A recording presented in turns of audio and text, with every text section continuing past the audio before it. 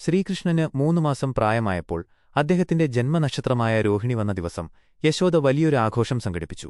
ബന്ധുക്കളും അയൽക്കാരും ഒത്തുകൂടിയ ആ തിരക്കിനിടയിൽ കുഞ്ഞിനെ ഉറക്കാനായി യശോദ മുറ്റത്ത് നിർത്തിയിട്ടിരുന്ന ഒരു വണ്ടിയുടെ ശകടം ചുവട്ടിൽ തൊട്ടിലിൽ കിടത്തി.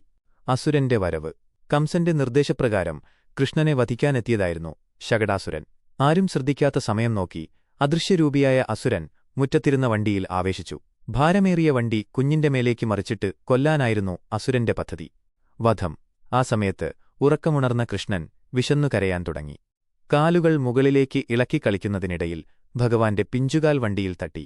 ഈ ചെറിയ സ്പർശനത്തിൽ തന്നെ വണ്ടി തകർന്നു തരിപ്പണമാവുകയും അതിൽ വസിച്ചിരുന്ന അസുരൻ നിലവിളിച്ചുകൊണ്ട് മരിച്ചു വീഴുകയും ചെയ്തു. അത്ഭുതം.